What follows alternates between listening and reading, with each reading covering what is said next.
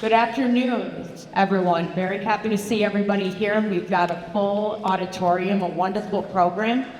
I'm Mrs. Stone, and those of us that are sitting in this room, we are really lucky to be here this afternoon. I'm going to go over just a couple of housekeeping rules about expectations as we sit here and listen to this incredible story. Phones, you should be off your phones. I mean, make sure that we're not hearing pinging, banging, that it's not a distraction. We want to show respect. And this is really, like I said, a once-in-a-lifetime opportunity. So showing our active listening is an important expectation. And that is really all I want to say, being the adult up here, going over some of the expectations. But for the introduction today, it is much better rather than coming from me, coming from one of your fellow students, a junior. Josh Stone will do the introduction right now.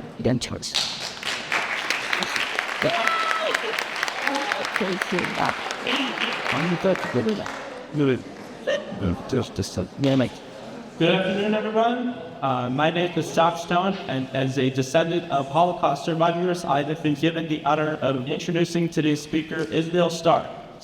Israel Starck was born in a town in what used to be the Czech Republic.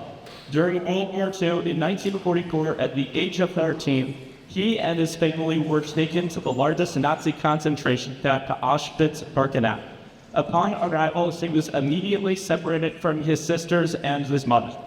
Today, we will be hearing the astonishing story of a person whose cranium was stripped from him as a teenager. Today will be dedicated to those who tragically perished from the Nazi death camps during World War II and to the survivors whose stories serve as a cautionary narrative so this catastrophe never happens again. And now, a round of applause for Mr. Starck.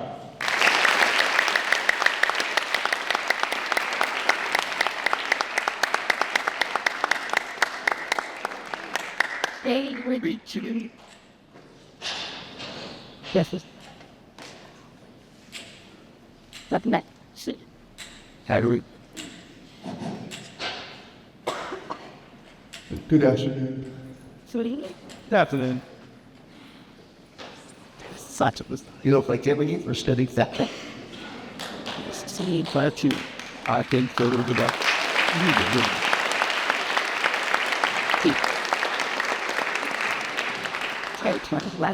Hi, my name is Nathan. I'm Mr. Stark's son. I live in Jerusalem. I'm a native Chicagoan, born and raised, and I've been living in Israel for over 25 years. And today I have the privilege to share with you some background before we go into your questions. First, I'd like to extend my appreciation to Michelle Stone and Tim Moran and the Adlai Stevenson faculty for once again inviting my father and myself to speak with you today. More importantly, I'd like to thank you, everyone who's in this room. If you're in this room at this moment, you're about to have a unique, possibly once-in-a-lifetime opportunity to meet and interact with a witness to one of the most significant and horrific eras in human history. Most of these precious souls who defied the odds and rose out of the ashes of the Nazi death camps are no longer with us. The number of Jewish men and women who can sit before you today and bear witness to the atrocities perpetuated against mankind is dwindling with each passing year. In line with the Jewish calendar, as you may or may not be aware, today is Yom HaShoah. Shoah, the word is the word for catastrophe or laying, and it's the Hebrew word that's used to refer to the Holocaust. So why is something that happened over 90 years ago relevant to me? And you might be asking yourselves, I mean, that's a question you might be asking yourself, like, why is this relevant to me? This happened 90 years ago. This is ancient history. I'm going to answer in the words of Winston Churchill. Those who do not learn from history are doomed to repeat it. You have to be living under a rock and a Canadian on Mars to not know or take notice of the current rise in these days in violent protests, aggression on campuses, physical assaults in the streets, hateful anti-Semitic graffiti, violent propaganda and libels that are spread across social media platforms that are either covertly or just brazenly and openly targeting Jews, and all in this past year alone. Any and all forms of baseless hatred is a virus, and left unchecked, it will infect everyone in its path. Not too many years ago, everyone in this room was found into their house by a pandemic, by a virus. And that virus brought the world down to a halt. Well, baseless hatred is no different.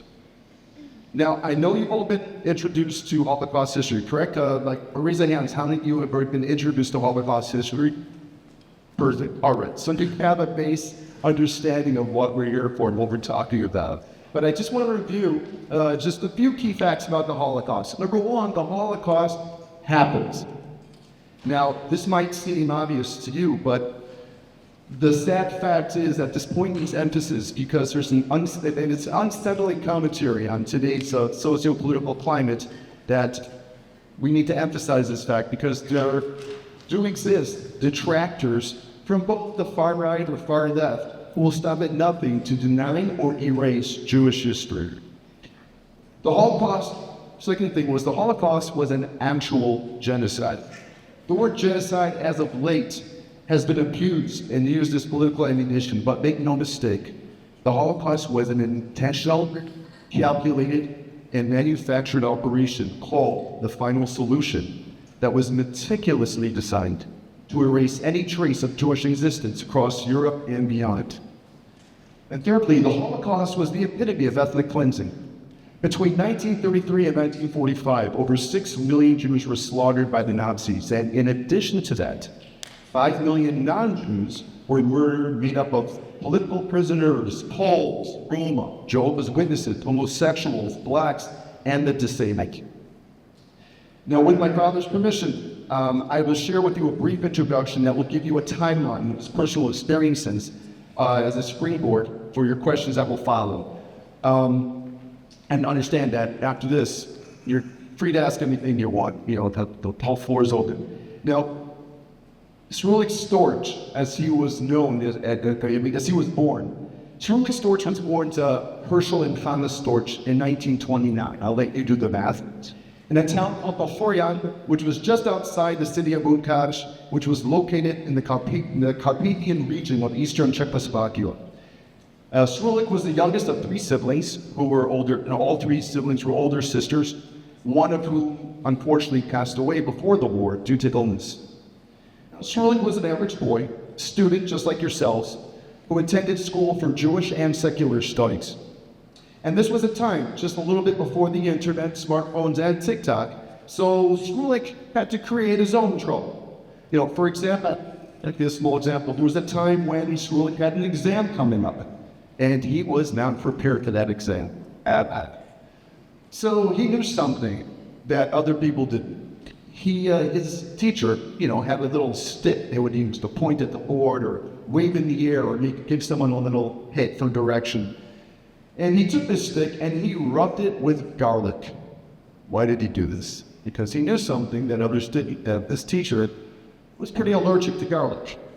So when he let the stick out for the teacher to pick up, within minutes, teacher picked up the stick, he turned red, he went into anaphylactic shock, and surprised you, that test was canceled. So, it's kind of, little boy that Srulik was, and, it should surprise you that this teacher, that the exam did not happen. The teacher was out during the rest of the week, and after Srulik's parents found out what happened, Srulik couldn't sit down for the rest of the week. Now, it really wasn't until March 1944, over 80 years ago, that Srulik's life turned upside down. It was during the family's Passover Seder that Nazis occupied their house and turned one of their rooms into a command center. Now, after the holiday, the Storch family were told, you have 1 hour to pack whatever you can and leave. Their friends and neighbors at that time were transferred to a brick factory that was turned into a makeshift ghetto.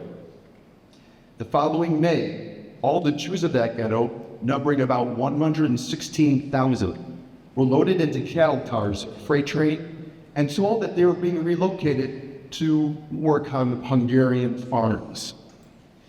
Now, I want you to imagine, if you can, being in a freight car, or you know what, at the risk of being crude, imagine you being in a porta potty with 10 other people. That might be what it felt like being in these cattle cars for 3 days where there was no plumbing, a bucket in a corner, standing shoulder to shoulder, unable to sit down, no food, no water. And this was his introduction to what was about to happen next. Now, as this freight train continued on, you had power in the windows at the top, similar to what you see in this photo. And every time the train slowed down, they would hoist Charlotte up and say, "Charlotte, look at the window, tell us what you see, what station we're passing." And he saw Prezal, Sapipane, Mako Polalansky, and as he's calling out these names with each station, they began to realize, we're not going anywhere near Hungarian farms. In fact, we're going towards Poland. Sure enough, they arrived at Auschwitz, the infamous concentration camp in Poland. Upon arrival, even before he stepped off the empty cattle car, was the first of many instances in which Schulich's life was saved. I'll let him tell you if we get to that.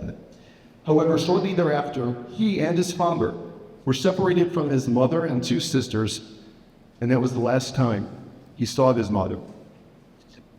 6 weeks later, Schulich and his father were transferred to the Mauthausen concentration camp, and this would be the second of 4 concentration camps that Schulich would be walking through. Now, there were 2 significant things that happened in Mauthausen. Shivan. No, they do so much. Number 1, Schulich was issued his number 68818. It says the original uniform that were given out in the camps, and this is the original number that was given to him in the Mauthausen camp. The second significant thing that happened in that Mauthausen camp is that over time, tragically, Schulich was separated from his father in a morning lineup, and they had one row go this way, and this row went that way, and that was the last time he saw his father. In June 1944, Schulich was transferred to the death camp of Melk. Here he spent the bulk of his time, and he was known as the Spitzenträger. What this meant is that they were working in a cave system where they were excavating a cave system, and there was like rubble going in and out. In the mountain and tiny, so we worked with them. And they were using jackhammers, like ear jackhammers, hydraulic ear jackhammers. And his job was to take the pointers that would dull back to the blacksmith. Right. Thank you. Kept to the blacksmith and sharpen and bring the sharp ones back. And he was going back and forth. This actually gave him a unique position because he had access to fire. We take it for granted, but he had access to fire.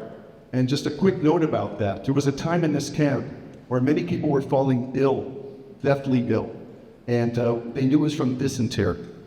Now, for whatever reason, you can ask it later, Schulich understood or knew that something which helps take care of dysentery is charcoal in the stomach.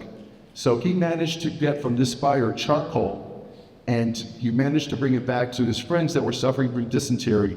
And in that way, he actually saved many lives within the camp. In April of 1945, as the Allies were closing in, the Germans quickly moved the prisoners to another camp, and that started a death march from Elk. Schulich arrives in Ebensee after surviving the death march.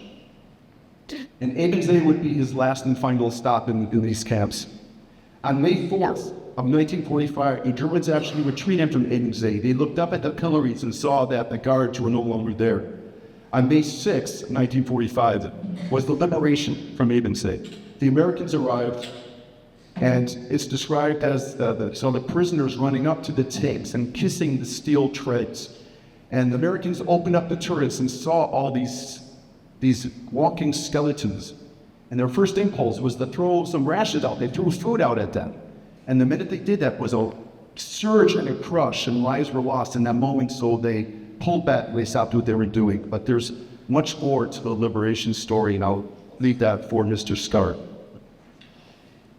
On May 7th, Germany surrendered, and the next day was VE Day and the end to World War II. Now, moving ahead, in August of 1945, Schulich arrived back to Utkash, and spoiler alert, he reunited with his two older sisters.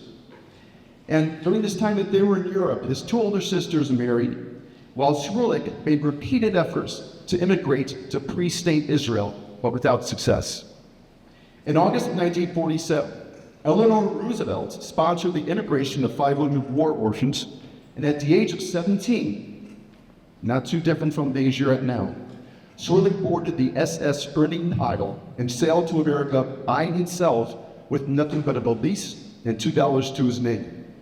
His first purchase as a free man going to America, a 10-cent bottle of Coca-Cola. Wouldn't have it any other way. Just for a moment, I want you to try and imagine, at your age now, being an orphan, a refugee, finding yourself on a ship, crossing an ocean, the first time you're out of your country in your life, and a country you've never been to, a country whose language you don't know, and stepping off that boat. Mr. Israel Starck moved to Chicago in 1948, as he's now known, Mr. Israel Starck. Eventually, his sisters managed to immigrate to the U.S. as well with their families, and they settled in New York. And over his many visits to New York, he met his wife, Ethel Ernan, his wife-to-be, and they married in 1957. By profession, Izzy Starck, as he's now known, became a diamond merchant and the founder of I Starck Company and the sole proprietor. Fast forward to today, Mr. Starck is a philanthropist, an author, and a pillar within the Chicago Jewish community. He is a father to 7, a grandfather to 40, and a great-grandfather to over 60, with at least 5 more on the way that we're aware of right now.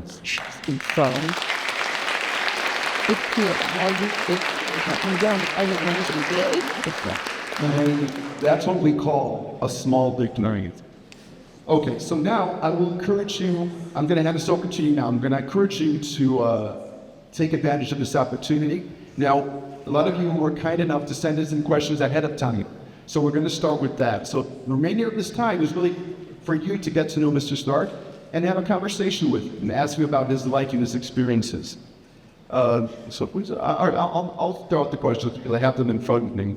And now a lot of some of these questions were repetitive. So if you don't hear the exact question you asked, because it was asked, 3 different ways, and it's all good. Okay, Dan, you ready? Right. All right. You got water right here too. Did it like this or? That's okay.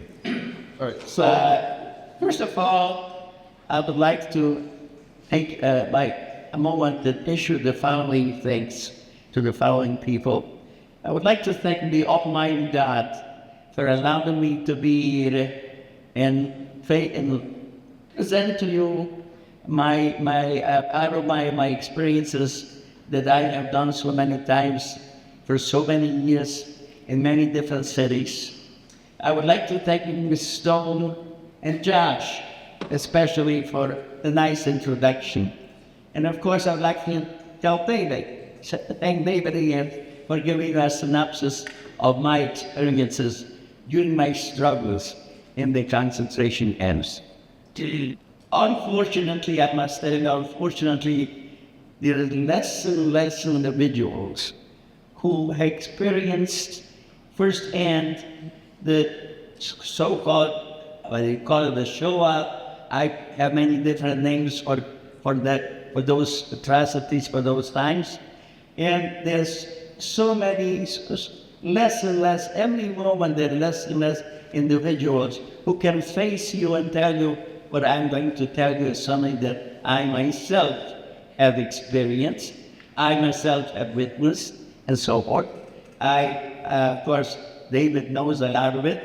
I also want to tell you that I have put in a lot of my experiences in my book that you see is available. I don't mean to try to urge you to buy it. I'm sure that this book is available here in the library, and you can go out and borrow it and read it. And also you pass it on to many of your friends if you feel like it. So I would like to thank you again, most of all for you, to take the time and pay here and take the moment on this day to come and sit down and listen to me for a little time.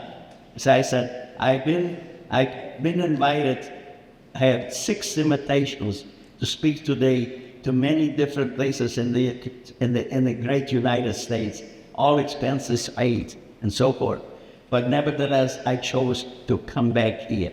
I chose to come back to this great learning institution with all the educators and be here at the end of this day because I feel some kind of a kinship so close to this institution. So thank you again, students, for being here and listening to me. David mentioned a few times that he received some of the questions in advance. I told him I don't want to hear it. I don't want to hear the questions in advance because each time maybe some, but I would like to say, if you want to present some of the questions, fine, but most of all I'd like to hear questions from the students here. So please feel free to raise your hand and say, you have a question that just popped into my mind. I'll do the best to answer it. Again, thank you again for being here. And let's start with questions. So these are questions that did come from the students that I have here, the students in this room, and we'll also be taking questions from that time to me. Yeah, but I'd also like to add additional questions. Absolutely. Oh, yes. So the first question is, what in your opinion caused the Holocaust? Why did it happen? I'm sorry, slow down. Okay, so what in your opinion caused the Holocaust? Why did it happen? Or what, in my opinion, why it caused the Holocaust? Yes. Only for one reason, because we were Jews. And all the transportation that eventually ended up coming to Auschwitz from many different countries. It's not necessarily, not exactly from Hungary or Czechoslovakia, but it came from Greece and from many different, all over the Europe, Eastern Europe and so on. All these transports that came in were all filled with men, women, and children, and transported to their death only for one reason, because they happened to be Jews. Okay, now also these questions are in no particular order, just letting you know. Okay, do you still have your tattoo? Do you still have a tattoo? Do you still have your tattoo? Mine didn't get a tattoo. Then I found out later on, I would say probably about 20 years ago, through the Israel, where they have the Yad Vashem. They found out why I was not tattooed. I also, if you see in my prison suit, you see a red triangle. Red triangle, Jews didn't get red triangles. Every prisoner in camps had different insignia, different color. Like the gypsies had different color, the homosexuals had different color, and so forth. And Jews had the yellow triangle or the yellow star. Basically, the reason I got the red one because basically I was considered a political prisoner for a while. Not a Jewish prisoner, but a political prisoner. Because I found out there were negotiations possibly going on with Eichmann during the 1944 that 125,000 prisoners from concentration camps would be freed in exchange for, let's say, millions and millions of dollars of different rations. Well, not only rations, but not only for the war, but for civilian people, all kind of, you call it ration, to be bought. But unfortunately, nobody could finance this deal, so it fell through. So meanwhile, these 125,000 prisoners were not tattooed, but given a number in second camp called Mauthausen, given my number of 6818, and I was told, Wojciech, not right now, this is your name. And your name is not anymore Shirley or Stark, your name is 6818. The next question is, what's something that happened to you that would shock or surprise me? Well, somebody's asking what happened to me. The whole thing was that everything every day things happen at Shakti. And I came, of course, as you will see in my book again, you will see that I came close 4 times during my imprisonment. I came close to losing my life. And each one, somehow, I was saved by a miracle. So I don't know, I couldn't figure out why. Eventually, after about the 3rd time, I was thinking to myself, oh my God, maybe I'm destined to live through this and be eventually be free as it happened. Can you tell us about one of those times as an example? Yes, one of those times was the first time, I'll tell you, that I came close to losing my life was when we arrived to Auschwitz, and the command was in an Aussteigen. Aussteigen, it means disembark everybody from the freight car. And everybody started going out, but suddenly my mother motioned to me, don't go, don't leave yet. And my father was also there late. Pretty soon, my friends, I looked around at that empty freight car and the empty dreaded freight car. I looked around and there were 3 people standing, my mother and my father and myself. My mother called me over and come close to me, and she opened her bundle that we were allowed to bring with us, whatever we could carry. But there was no food in it, there was no jewelry in it, no money. There was just some articles of clothing. And my mother started putting on these articles of clothing on me. And I asked her, Father, why are you doing this? Because she says, look at the platform. As we just came in, and look at the platform, wooden platform, this loaded with all kinds of suitcases and bags and distant foods and money and jewelry. All laying there, we cannot take anything with us. We have to leave everything here. So maybe whatever you're going to have on your person, maybe you'll be able to keep. That was her idea. But this particular president that was in charge of these arrivals, of these transport coming into Auschwitz, that gave the command Aussteigen to disembark. He went around checking whether every freight car was emptied out. Finally came around to our freight car and he sees 3 people still in there. My mother putting on these clothes. And he gets very angry. He says in Yiddish, of course, but in the Yiddish language, he says, woman, you were told to get off, everybody to get off, why are you still on there? And she said, okay, you're going to get off in a few minutes. And finally he went to check a few other freight cars, but he decided that he has to make sure that we are getting off. This young man was also a prisoner. I don't remember his number. He was approximately in the 21 years old, and finally he decided that he has to finally make sure that we got off from that freight car. So he came up, and as he came up to the freight car, he looked at told my mother, why are you doing this? He will not be needing all this clothing. Why don't keep on doing, stop doing it. And she stopped doing it. And all of a sudden he looks around and he says, listen boy, how old are you? And I say, I'm 14. And he looks at me and says, okay, remember, you're not 14 anymore, you are 18. I started putting up with arguments that why should I be 18 if I'm 14? But finally he told me, he says, listen boy, you don't ask questions here. Remember one thing, if I tell you you're 18, you're 18 now. Please, everybody disembark. We got off that freight car, and last time I saw my mother, and then when we were told to line up, and the selection came, and my father was in front of me, and I don't know whether it was Lieutenant Mengele or was another of the German Nazis, asked the 2 questions. He says, how old are you? How old are you?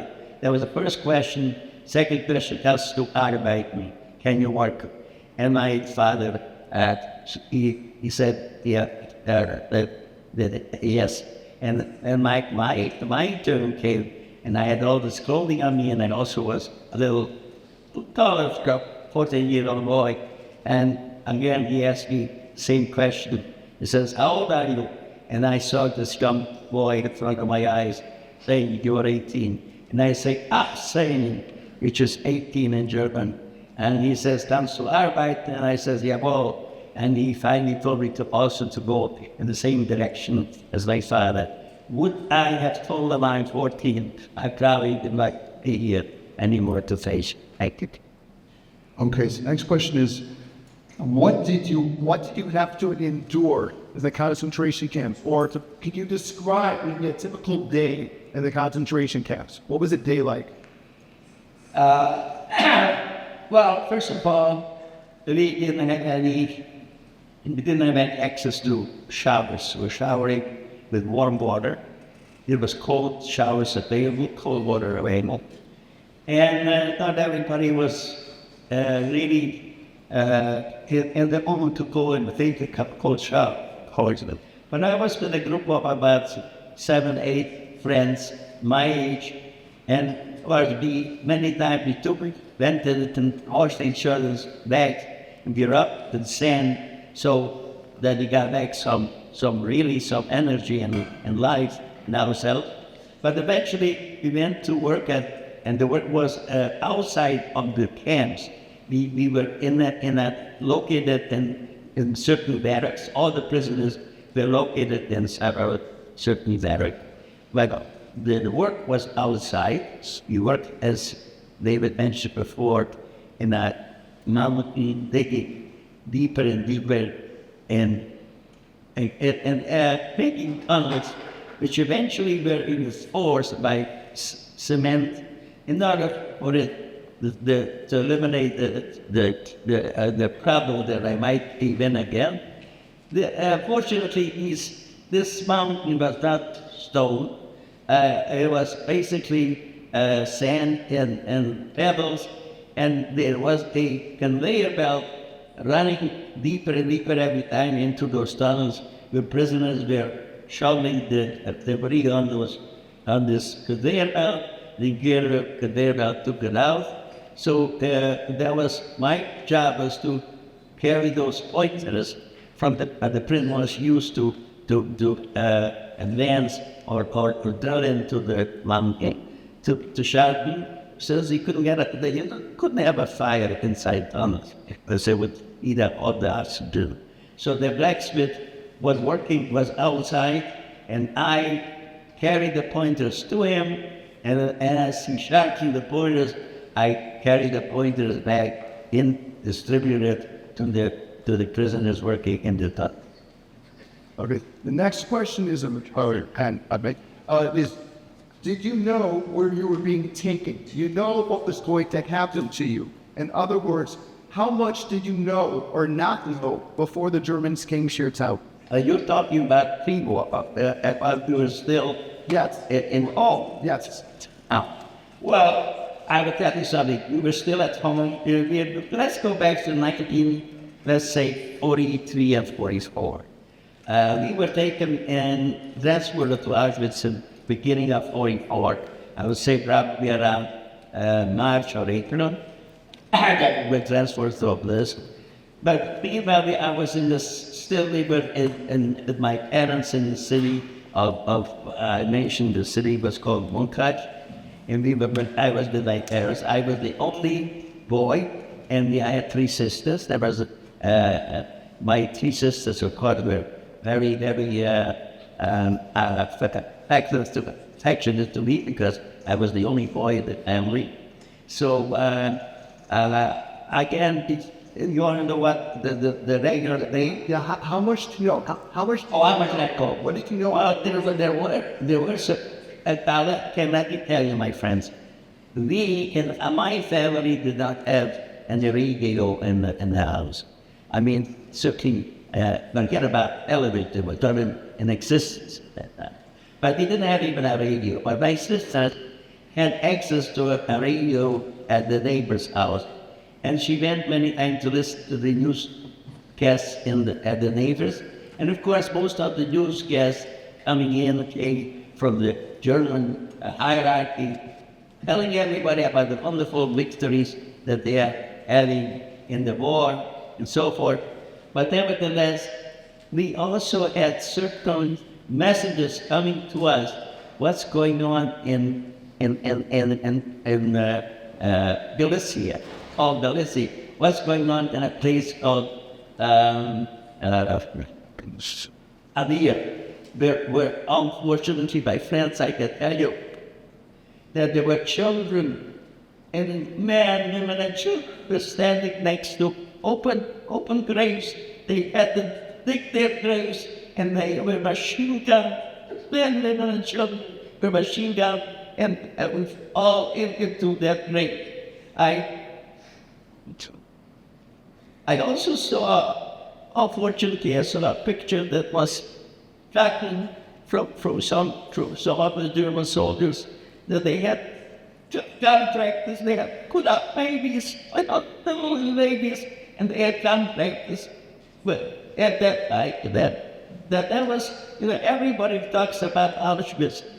Auschwitz was a different thing. Auschwitz was the German designed a way to poison people, and by the thousands and millions and Auschwitz.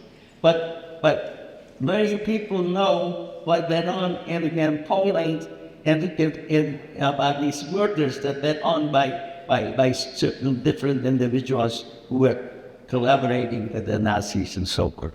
So basically, I think it's very important for when I speak to people also to remember these atrocities. Okay.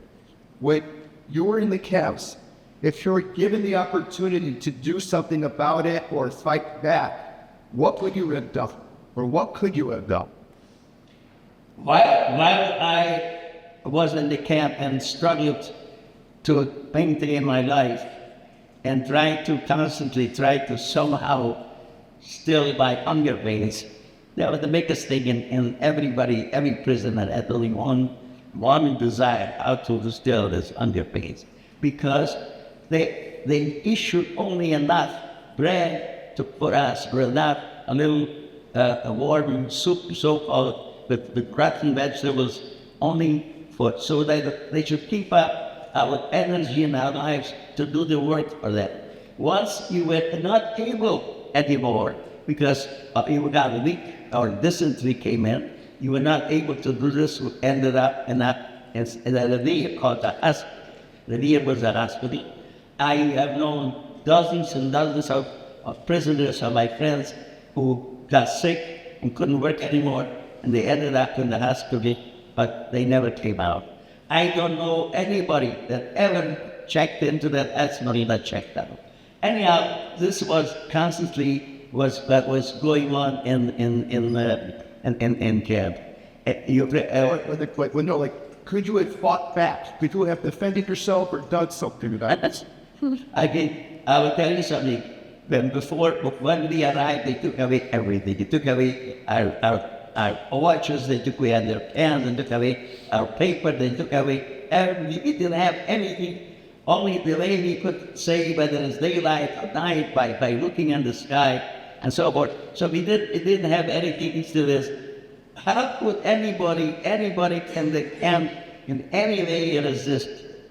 And there was no resistance possible, absolutely not. I will tell you, I do remember one time 10 prisoners tried to escape, not from the camp, but from the working area, and they caught them, and they brought them back, and they had everybody come out to the bus to watch. They were hanged that morning, all 10 of them.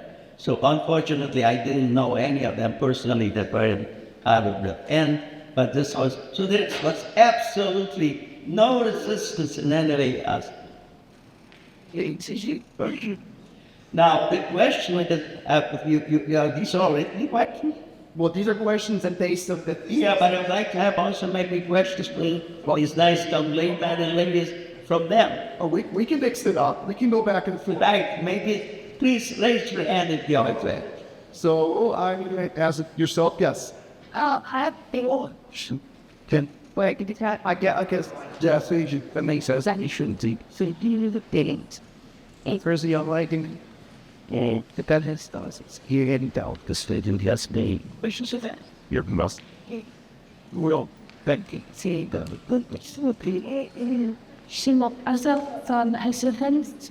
Was they all why did you pick Chicago to the class? Wait, I'm sorry, I'm having trouble hearing you. Why did you pick Chicago? Where you came to? Oh, okay. No, it's because usually the citizen lives in too much money only like Oh, okay. wow.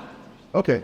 So the question is how it is you chose Chicago, because many Jews came out of Europe or Hasidim who gravitated to New York, like Borough Park, Brooklyn. But why did you go to Chicago like this? I arrived in the great United States. I arrived on it was in 47. in 1947, right? All right. The way I came to America is through a affidavit. You know what affidavit is? Was like a visa that was issued by Mrs. Roosevelt. Mrs. Roosevelt, if you heard about President Roosevelt, or his wife issued about 500 visas, 500 for boys between the age of 16 and 20. And of course, I was part of that group. That I came to America. I arrived to America in 1947, and from New York was so terrible that I told we were under the care, the auspices are called the Jewish Children's Bureau, which was a organization. That was a Jewish organization like the. They have the today when you call it the JDC, like the joint distribution. But this was part of that joint distribution. We were under the care of them, and so forth. So we arrived to New York, and from New York we were placed in Cleveland for a while, and after that, my friend left to Chicago because some relative called them. They had wanted him to be in Chicago. And finally, he told me his only point there is I also willing to come after later on if he called. He called me, and about a few months later, there's a place in Chicago for me. Chicago at that time in 1948 when I arrived was not what Chicago is today. Not in any way. Whether it was considering the Jewish neighborhood, or whether considering the non-Jewish neighborhood, or also the colored,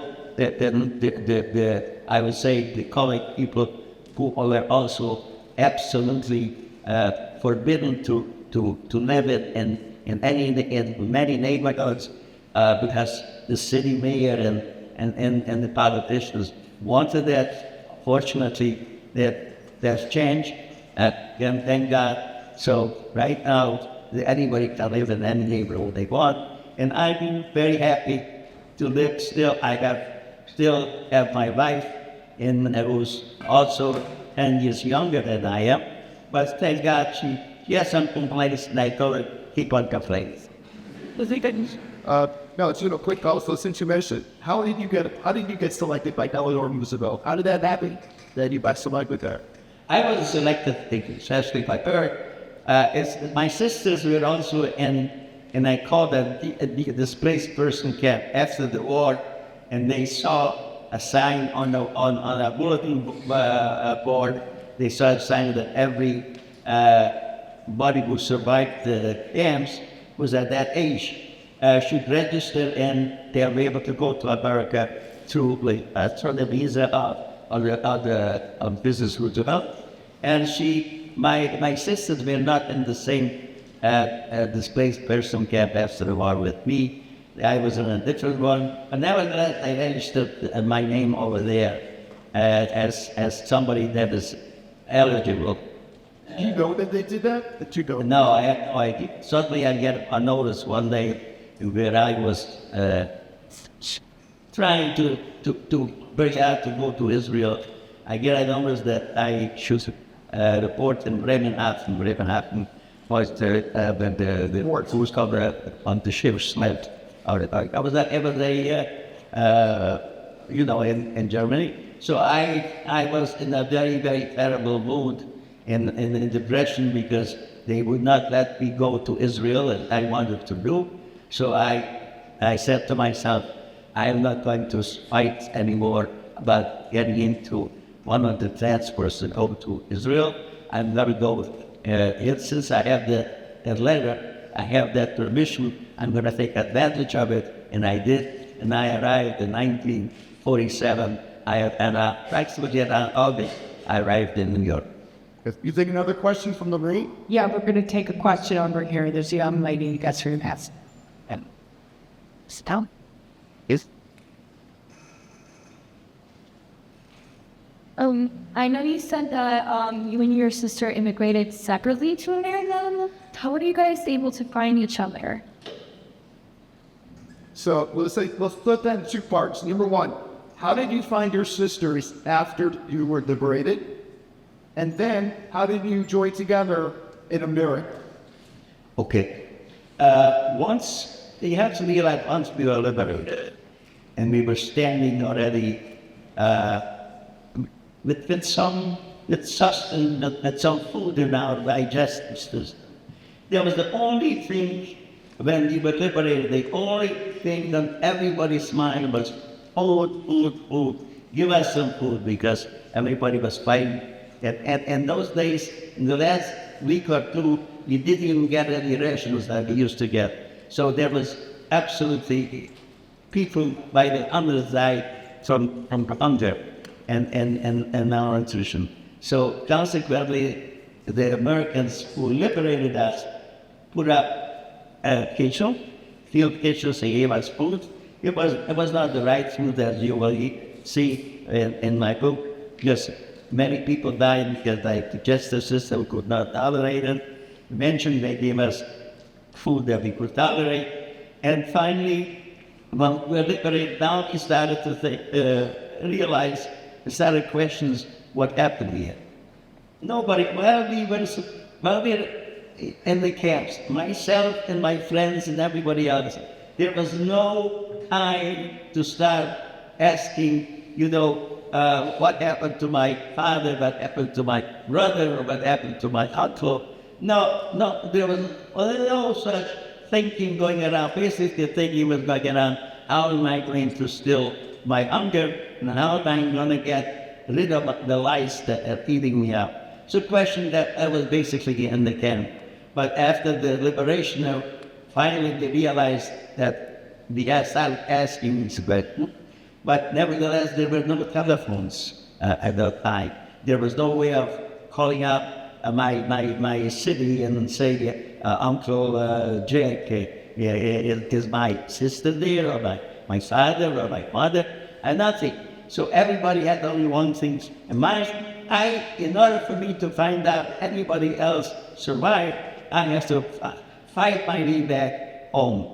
Going my way home was not easy, my friends, because everything was bombed up and destroyed. But somehow, by hook or by crook, some prisoners managed to get home. I got home, and I was home after 2 weeks. Somebody told me that they saw in Budapest, they saw the name of my sisters over there, because as people went through these cities, they saw every time, and they put up on the board, they put up names I passing by. So somebody told me that's the first time I heard that my sister also survived. And after about 2 weeks, my sisters finally came to my city, and they were united again. And then, after you immigrated to America, how did you connect? When did they immigrate to America? I arrived in America. I arrived to Chicago in 1948, and much earlier than my sisters, because my sisters they wanted to come with their husband. They were already married, and they wanted to come to America. They needed come through regular visas, to regular way, and that took time. So they only arrived to America approximately, I would say, in 1951, 1952, and they settled in New York. While I was already in Chicago, I was really settling myself in Chicago. I acquired new friendships. my first presence in Chicago was an iPod. You probably heard of iPod. iPod is still in existence today in the city of Chicago. So I acquired a lot of friends over there, and I was very happy there. But my sisters, when they arrived to the United States, they all settled in New York. I visited them very often as I could, even after I got married. And I had some children already. I still maintained my friendship and visited my sister. Of course, they were all older than me. Unfortunately, they passed away way before all your time, many years. Okay, next question. And a young man over here, please. So during your time in the concentration camp, what kept you going? Like, what was your motivation to not give up? Because what inspired you to survive in the camps? What motivated you? What inspired you? I will tell you a very good question. What inspired me, or motivated me, not only I was inspired, but also I constantly tried to inspire my other prisoners in the camp. Why? Because I was very sad to see when somebody came and told me, why are you trying to encourage us to survive another day, another week, or another month, or another only? Why are you doing this? Don't you turn around out to see that the pilots, there are people there that are ready to be cremated. Why are you doing this? They said, you'll all end up over there. That hurt me very much, because that person that came and told me that I was giving out. And giving up emotionally or in any other way, saying, person told himself, I'm not going to fight anymore to survive. I mean, that called to somehow he vanished. He was gone after about 2-3 weeks and so forth. So I tried to encourage people. And I told them this. I told everybody, I'm not a prophet. I'm not a messenger from God Almighty. But I don't want to. I know one thing. There was a war going on. When they took us, transferred us to Auschwitz. They transferred us to Auschwitz in 1944. My friends, the Germans already, the war that they waged was already lost in 1944. Everybody knew that. When did they lose the war? To Stalingrad.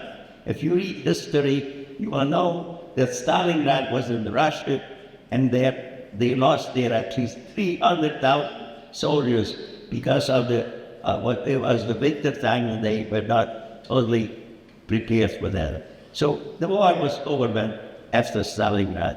So everybody, and nevertheless, they still had to transport 275,000 people from Hungary to Auschwitz, because Hitler had to, his will, or if he had to go to the last minute, wherever there are Jews, they still have to be last party and eliminate it. We have a question over here. Did you make any connections with like to be around the camps? Good.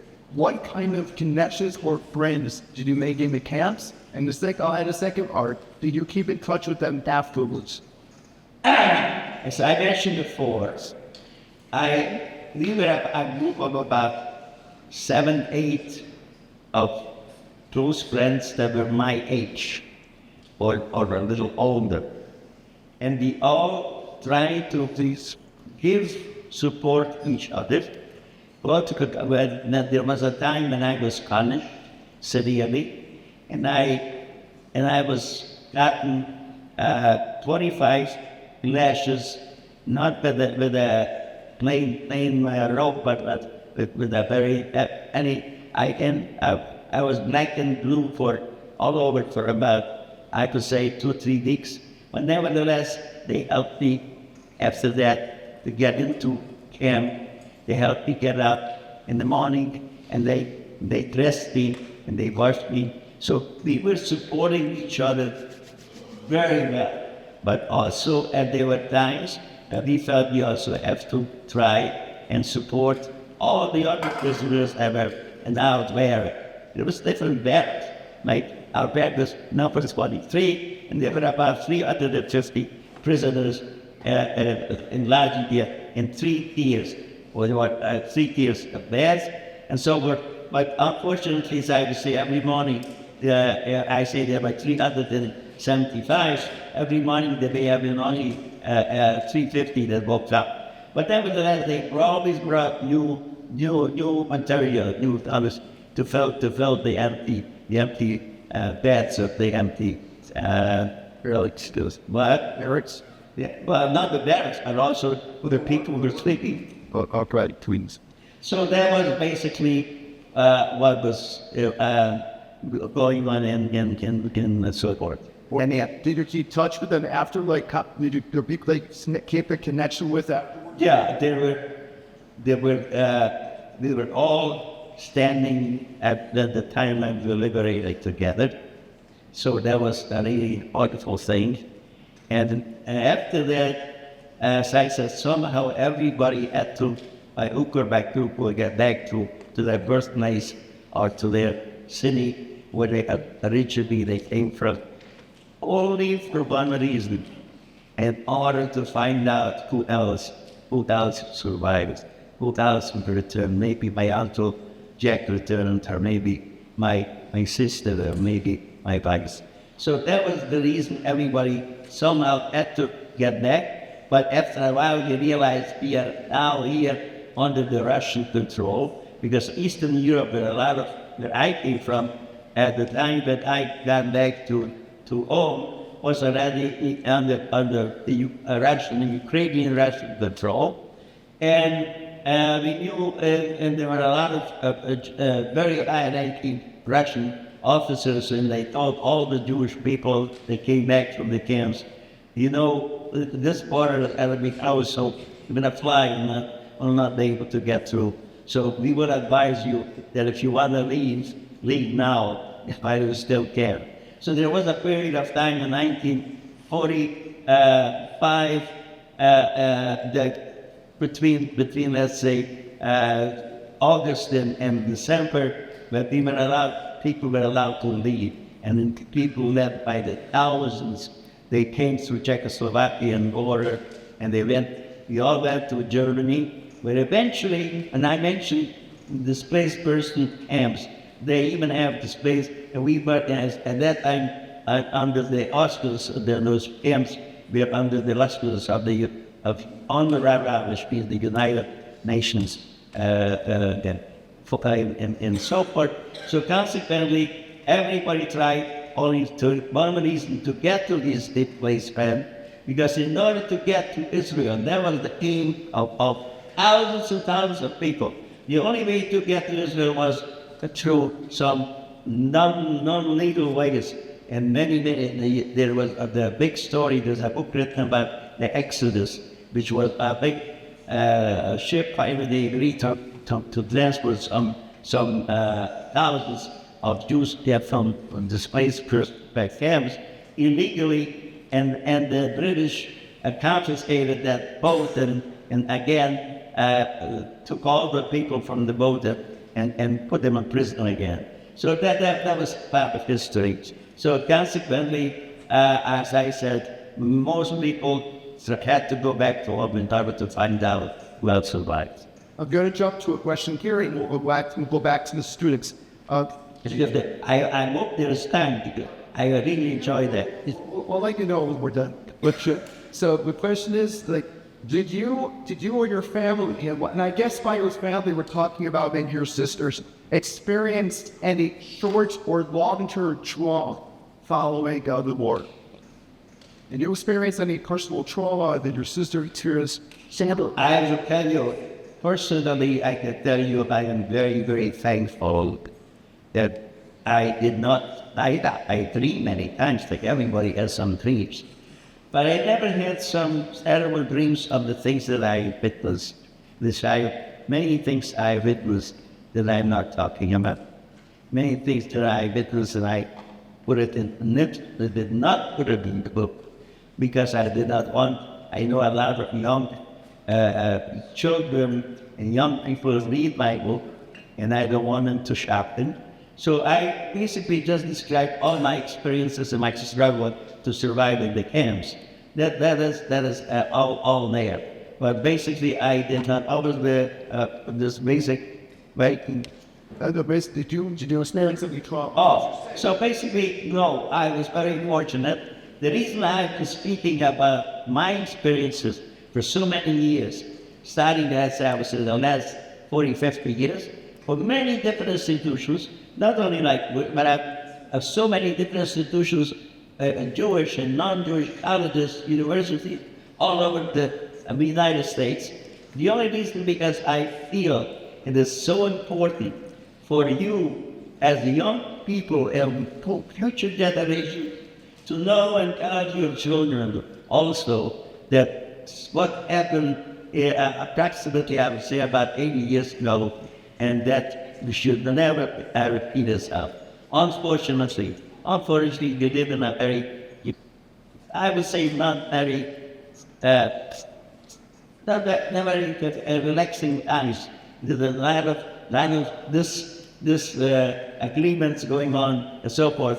And we also know, you also probably heard what happened to some Israeli citizens on October 7. So we heard about those atrocities. Many people ask me if there is any comparison, but I don't want to go in this particular thing. So consequently, I think that I think we have to honestly I'm asking you to be sure to tell your generations and remember what happened, because after it, the history can repeat themselves. It can happen like it. Another question from you, Lynn? Legion. Timmy, go next. Sure. Has they can say world. Was it hard to practicing Judaism after the Holocaust? So was it difficult to continue practicing Judaism after the Holocaust? Or how did you manage to hold on to Judaism? Let me tell you something. A lot of presidents that were liberated said at that time, we are not going to anymore to go back to our practice of Judaism. They said there is no God. How can there be a God or a witness on that? Yes, they looked like that. The Rosa was said, I'm going to back to Judaism because I was born Jewish. I will not steal. I will not murder. I will honor my parents. I will do all this. And one thing I have to do, one thing I will not have to adhere to all the different commandments as many Orthodox Jews are doing. And then there were many groups, especially we had some leadership in that line, some big rabbis, and we also had some representatives from Israel that were at the time after liberation, and we were told that in order for us to exist as a people, as a nation, as a Jewish nation, like Israel is today, we all have to go back to our original upbringing, to our original where our parents and our teachers have given us in order for us to exist as a nation. And sure enough, fortunately, there are thousands and thousands that survived and listened to that thing, and they came back and they were accepted. So right now, as you probably know, if you want to find out, there are different types of Judaism. There's conservative, there is Reform, but there is also Orthodox. I happen to be on the Orthodox persuasion, and when I came to Chicago, as the question was before, fortunately, I got into a group and I thought they were also of the same belief. There are a lot of students there at the University of Chicago that I became friends with, but nevertheless, they also had a background of Judaism practicing also of Judaism. Okay. And we had a patient. So what I'm going to throw what I'm here. When you got back, when you got to America, was it hard to navigate life being a foreigner, being an immigrant without a language, without a full education? How did you navigate the next steps? As a young boy that I was, of course, I was down with my friends. When I arrived to New York in 1947, when I got up from the ship, which was the Earning Tide, I did not know a word of English. Maybe I didn't know a word, maybe let's say thank you or something else. Or okay, you understand, that was it. So when I came to Chicago, when I came to Cleveland, we got we were in the auspices of the joint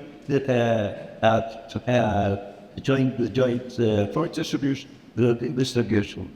So they gave us teachers that constantly, every day we had teachers that taught us English, the language, taught us some of the history of the United States and so forth.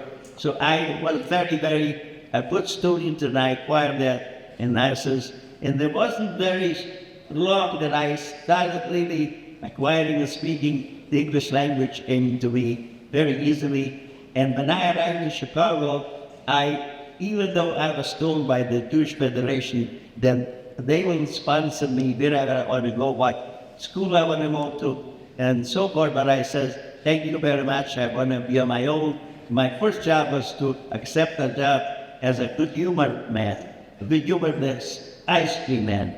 Good humor was at that time very, very popular ice cream, and they issued us a uniform and a bicycle with the ice cream on it and freezing and under ice. So I accepted this job and I was very happy because I met a lot of people and they were able to speak English and go back and forth. So that was a job, my first job in America, and I was very happy that I did this. Did you sell anything? I sold ice cream. Yeah, no, but did you give away or did you sell it? I give away a lot because there's a lot of nice women sitting in the park. She said, and I said with them, and I said, oh, you're such a nice boy. Oh, you went through the Holocaust. Oh, and so I said, oh, you're also so nice. And I give you some ice cream. Oh, today, and we had a nice little piece of ice cream. And I came back as a nice boy. I said, it's done. So I didn't have to be responsible for it. That's cool. That's This means what you know, invest in pocket, hard, what are you saying? The same thing. Like that, I am. Son, what were your first thoughts and your reaction when you found out that you survived and that you're now free? And you're now what? Now free. So now free. I'll put it in a different way. Can you help us understand what liberation was like, what it felt like? I will tell you something. The question is a very good question. What liberation was like. When I can speak about liberation now, I tell you, my friends, I can speak about it now on more. Because liberation was an important, very important moment. And also, what happened step after step when the Americans approached it as and how did they find out that the war is coming to an end and so forth. That's part of liberation. When it's so involved that I cannot go into any detail except tell you one thing, that fortunately me and some of my friends were standing at the gate up in camps where we constantly went in and out when we went to work and back from work. That gate, we were standing there and welcoming the first American tank that approached us. And as the tank was coming in and I was standing and my friend said, hey, Shirley, like you move, the tank is coming. And I says, I don't care. I would rather be trampled by an American tank than thinking of what I went through. Anyhow, the tank stopped, and suddenly we all rushed and started kissing the steel threads of the camp. Everybody was kissing and hugging it and so forth, but said, forward, forward, forward. But that they made a terrible mistake. Some of the tankers opened their turrets and started throwing out some crackers and chocolates and cigarettes and so forth. And prisoners started, they all started grabbing at it and falling to grab some from each other and so forth. And unfortunately, there was about maybe 80 or 90 prisoners were trampled to death, and they never got out. So that was then finally the Americans realized that it's a terrible thing to do, and they stopped throwing out some of these goodies from the thing. Till eventually they told us that going to be some field kitchens coming in and give us regular food. So that was part of liberation, very important moment.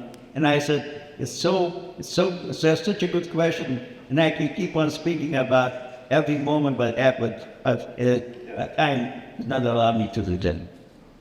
I saw a question from the gentleman in green. Yeah, here on, you can use this like go ahead. At symbols, presence here. Was that?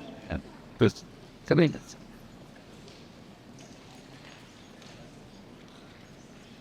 you can zoom. All right, thank you for sharing about your experience. So my question was, so given the current resurgence of anti-Semitism, especially after October 7th, what would you suggest your advice to combat anti-Semitism and hate wherever we see it? What is your advice for this generation to combat the hate and anti-Semitism we're seeing today? Well, my advice, first of all, with this generation is to look into history and see exactly what has happened in the past. And history is the best teacher and so forth. I'm sure that many of you are doing this, but history will tell you what happened in the past and what's happening now. And I think this is the most important thing for you, is to look in to find out.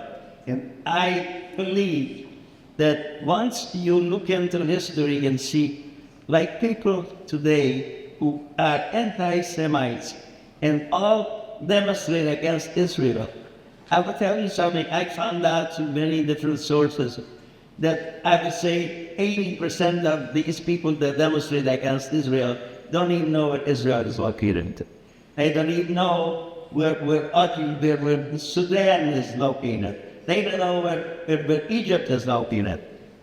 All they know is that there is a country called Israel, and they are terrible.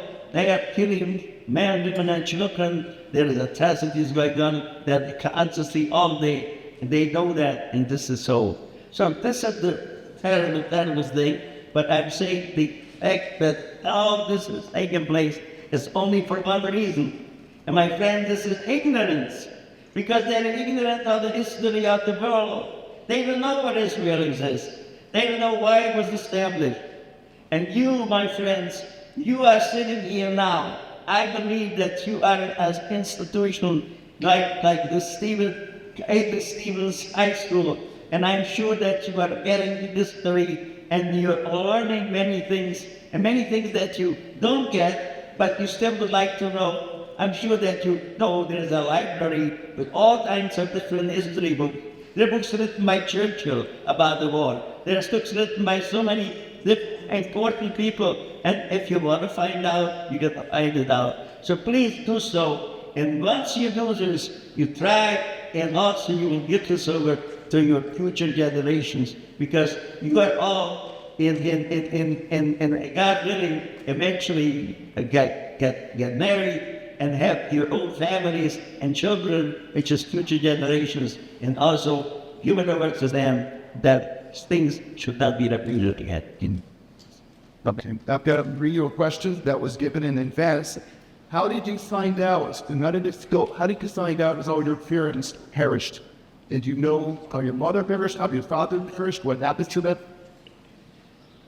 I will tell you, the only thing that I know is that we Orthodox Jews, we always try to try to remember the death of our dear ones. I mean, and it's called a certain Memorial Day.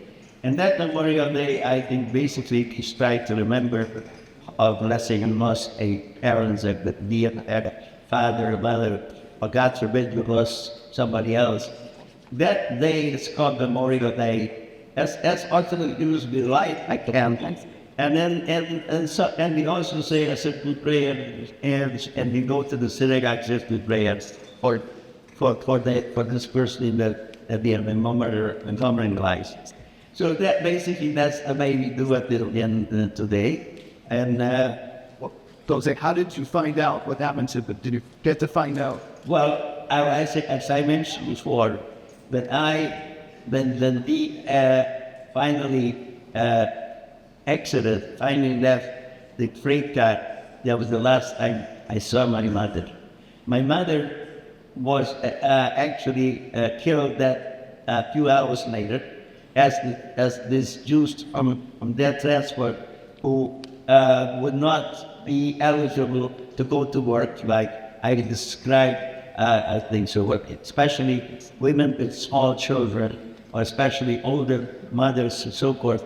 They all were killed that evening. They actually arrived not much later. So I know the date of the death of my mother, and I observed that Memorial Day of my mother. Unfortunately, I was separated from my father in one of the camps, and I don't know, never heard, I couldn't find out how and when he died, so I don't know. What I did as an Orthodox Jewish boy, what I did is I picked one day, which this is going to be the day that I will memorialize my father, and I'm doing that. But otherwise, I never learned about when he died. So the only thing that basically I can say that I know for sure when my mother passed away, and I'm observing that date. It's another question. Yeah, there's somebody there. I got one. He's waiting on the sheet. How do you know call the perpetuated stars? Sorry, can you say it again, please? How do you know the call it anti-Semites? Oh, I don't know. When you got the call from the dysenteries, Yes. how did you know that would work? What did you learn that from? Good question. You remember that, the thing that said. I'll tell you, when I was a little boy, in my hometown, we had a neighbor who was a druggist. When I say the druggist, he was either old or he was working in a drugstore. He took drugs. You have to remember, my friends, that the drugstores in Europe, in Eastern Europe, even today, they don't sell milk and bread and sugar and apples. Any drugstore in Europe today is called an apotheke. This may only sell one thing, his drug. And you come into the drugstore and you have the aroma and the smell of all these different drugs that are displayed. No other things are sold. So consequently, I heard him say once when I was a little boy, I remember, probably I was not even 14 years old. I heard him say once to my parents that a lot of people are suddenly sick of dysentery, and he had the remedy that he has in his drugstore is little packages with coal dust, which is very, very, it has an effect on remedying this problem. So I heard that. And suddenly, when we had to realize that the biggest problem in the camp was not typhus. Typhus came later. All illness came later, but the biggest problem was dysentery. Because sometimes all the different foods that I was working with the next near the fire, many prisoners came and brought me a dead bird or a dead weasel or something, or a rotten potato or a bone, and say, please put it on the fire for me, so as we singe, I was able to eat it, or I was able to at least grind it with my teeth. So I did this. And so I remember this thing that from you, and the blacksmith, I got to the blacksmith, I told him, "Will you please make the burn some wooden planks?" And I burned the wooden planks, and I once, not completely, but I let it get out and flaming, and then it cooled off. It was black, the black dust. I had every prisoner had an aluminum spoon, and I tried to scrape off, scrape off that burnt part from those horns. And unfortunately, I didn't have any paper. Where do you package it? So my the blacksmith that I was working with told me, "So like there's a lot of big leaves on that bun. I can take some of the leaves and cut them and tear them apart, and you can package it in those leaves." And I did those, and I distributed to a lot of the prisoners that told me that they're suffering from dysentery. I will tell you, I don't know how many, but I'll tell you one thing, I don't know how many came back to me. It's just like, I'm better, it cured me. So basically, it did have an effect. And as long as possible, I did this many, for continuing to scrape that dust in this city. That was an excellent question. I've always wondered the same thing. I never got to ask. But go and link to another question that's your net. Did you ever experience any kindness or compassion from the Nazis? Yes, I did. A few times when we were taking us to work, and we all had to go in a row of 5 each, 5 on the row, 5. The Greeks called it perpetuated, which is 5 in Greeks. And so I sometimes was on the outside of the 5, because when you have one outside, other outside, and 3 in the middle, I was on the outside to leave it up. Many times some German mass attack ended me an apple, sometimes ended me a sandwich or bread. Many times, I would say any times, about maybe happened 4 or 5 times. But the most important thing that happened to me, and listen to this, my friends. Our camp was located in the second camp was called Milk. Milk, you can even find out today, was surrounded by barracks, which was the Luftwaffe barracks. Luftwaffe was not the German Gestapo or the regular soldiers. The Luftwaffe is the Air Force. So Air Force personnel, Air Force was stationed in that barracks surrounding our camp. One day, I don't know when, it must have been around, I think in August or somewhere. One day I was in walking down and we had night shifts. I was walking down during the day in the camp. There was a rule. Whenever a German officer approached, whoever he was, whether he was a guard or something, we had to stand and not move further. We had to wait till he passed. And we had to take our caps off while he passed. That was the rule.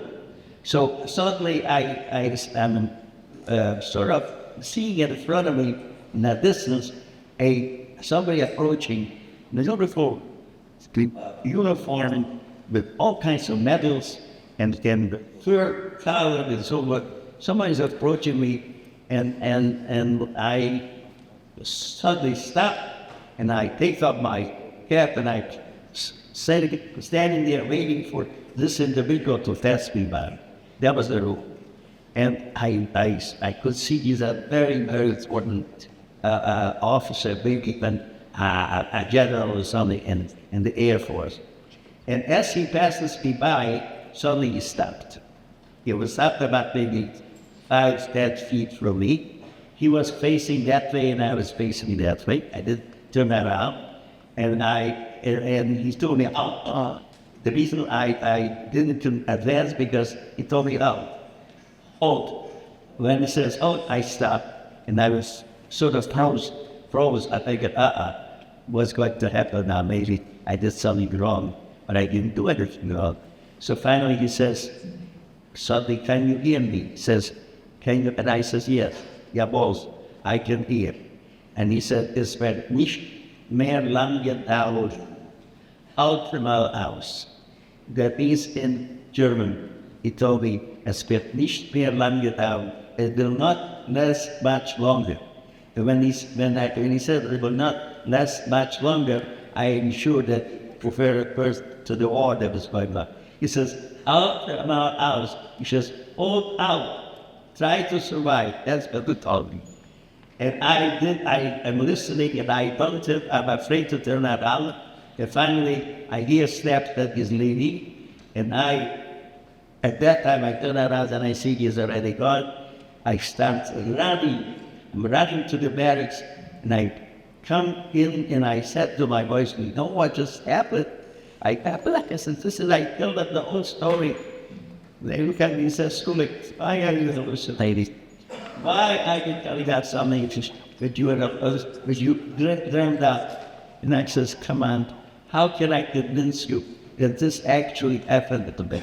I'll tell you, it was even after the liberation weeks. I turned to a few of them and I said, remember that you told me that I was hallucinating. I said, I can tell you right now that everybody that I remember that vitally, that actually happened. So the answer was there, sometimes yes. Indeed, in this particular case that happened to me, yes, there were some kindness also from the German mentors. So, I think we have time for one more. And then what was your question? So, how old were you when you were in the Holocaust? How old were you at that time? How old were you when they were taken away? I was 14 years old. Oh, good. All right. And the other question? January. Yeah. So he was underrated around the age of 16, and then he was like 17 or 18. I came to U.S. when I was 17 years old. We have one more question, Audrey. So, when people discount their experiences, how does it? Have you ever had the experience of full or discounting or minimizing your experiences? And how did that happen? How did it make you feel? Has anyone ever minimized their experiences in any way? Let me tell you frankly, I was never in a group that were reading anti-Semitic or telling me, hey, this is a whole thing, this is something based it up, this never happened in this city. You know, some deniers they do that today. But fortunately, never anybody told me to my face, look here, what you're telling us is a lot of, I call it in open mices. That means stories from plain fantasy. No, nobody I experienced that, never. And I'll tell you, you see that book, again, I'm not trying to tell you or encourage you to buy the book, but I'm getting so much feedback. I walk down the street and I have every time I walk, the young people from different schools come up to me and say, Mr. Starck, oh my gosh, I like your book. Oh, it was so interesting. It was something that touched me. Can you tell me this, the other thing? And I'll tell you, this happens every Saturday when I walk down the street. It happens every time that I walk down. So people tell me, and then I also get calls. I get calls constantly. Listen, we are going to be in Chicago from Baltimore, and we would like to come up and speak to you. It just happened this Passover. I had about 3 different calls. Sometimes 6 people showed up to my home and said, can we meet with you? Can we talk to you? So this happens very often. But thank goodness nobody ever in my Z's tell me, listen, what you're telling me is love of mine. Yeah, that's true. They're total strangers knocking on our door looking for Mr. Starck. And get this a little cream. So I want to take a moment, everyone here, please, let's give a round of applause.